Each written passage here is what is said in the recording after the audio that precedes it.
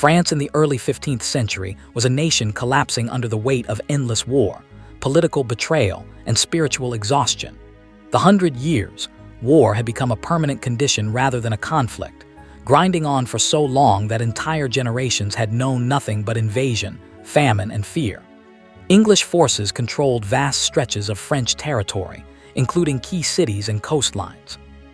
Villages were emptied, churches burned, crops seized, and ordinary people lived under constant threat.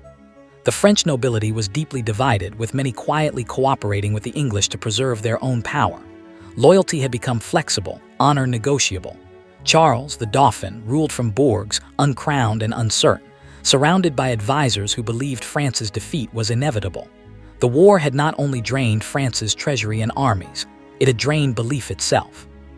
People no longer believed France could win, or even that it deserved to. In this landscape of despair appeared Joan of Arc, a 19-year-old peasant girl from Domremy, a village so insignificant that most educated men could not place it on a map. Joan was illiterate, untrained in warfare, and had lived a simple rural life, helping her family and attending church.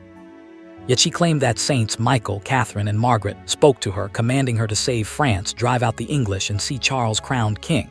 In another era, she would have been ignored or silenced immediately. But desperation bends reality. France was desperate enough to listen. When Joan arrived at court, she did not plead for permission or attempt to convince through argument. She spoke with absolute certainty. Her words were simple, but her conviction unsettled everyone around her.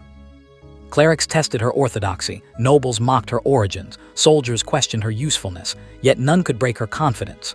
She spoke as someone who already knew the outcome. Against reason, tradition, and advice, Charles allowed her to accompany the army.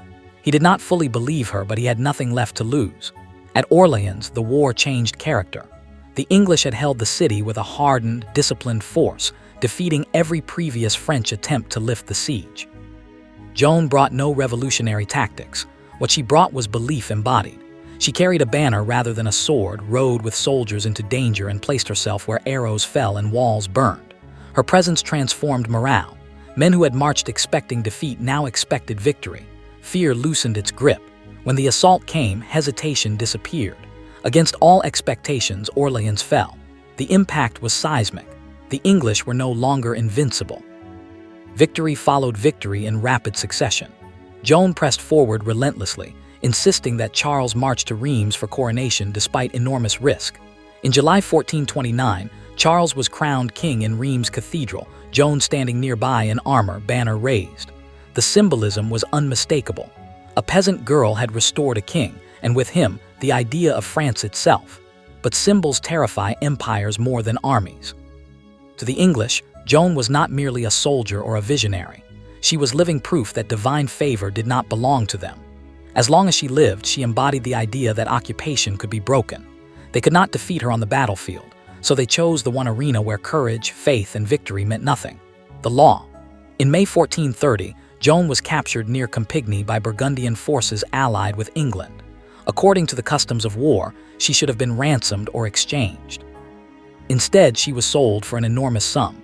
This was not ransom, it was a transaction. Joan was purchased as an icon to be destroyed. She was taken to Rouen, the administrative center of English-occupied France, where a trial was assembled under the appearance of religious legitimacy. In reality, every aspect of the process was corrupted. Church law required that an accused woman be held in a convent, guarded by women. Joan was kept in a military prison, chained, guarded day and night by English soldiers. The presiding bishop, Pierre Cauchon, owed his authority to English support and stood to gain power if Joan were condemned. Judges were selected for loyalty, not impartiality. There was no defense counsel. Joan stood entirely alone. Over 70 interrogation sessions, she faced relentless questioning from some of the sharpest theological minds in France. They sought contradictions, heresy, any statement that could be twisted into guilt. They questioned her visions, her obedience, her clothing, her faith. Joan responded with extraordinary clarity and instinctive legal intelligence.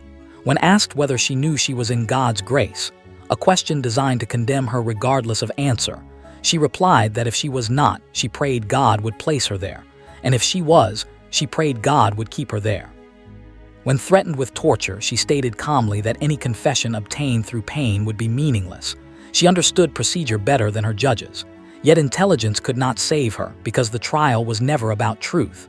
By May 1431, the strategy shifted. Joan was taken to a public square where a stake stood ready. The fire was no longer theoretical. A document was presented to her. If she denied her visions, submitted to the church, and abandoned her claims, her life would be spared. Prison instead of flames. After months of chains, isolation, fear, and exhaustion, Joan signed. She believed she had chosen life.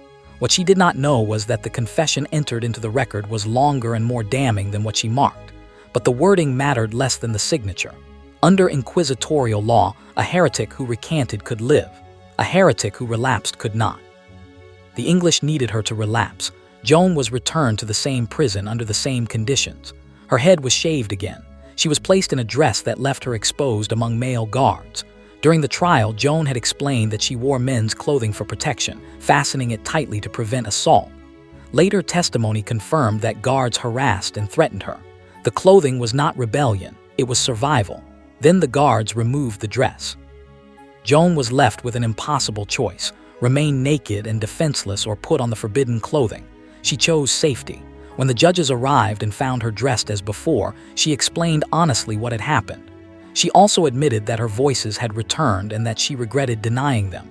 She did not understand that truth itself had become evidence. The judges declared her a relapsed heretic. There was no debate, no delay. On May 30, 1431, Joan of Arc was led to the stake in the market square of Rouen. She was 19 years old. She asked for a crucifix and held it as the fire was lit. Witnesses recorded that she did not curse or scream, but called out the name of Jesus again and again until smoke and flame silenced her voice. An English official reportedly wept, realizing too late what had been done. Her body was burned, the ashes scattered, every effort made to erase her completely. But erasure failed. 25 years later, a rehabilitation trial exposed the truth. Witnesses testified to corruption, abuse, and manipulation. The verdict was annulled. Joan's honor was restored. She was later canonized as a saint. Joan of Arc did not die because she lacked faith, courage, or intelligence. She died because she trusted that law would restrain power. Instead, power reshaped law into a weapon. Her story endures not as legend, but as a warning about systems that appear just while being engineered to destroy those who threaten them.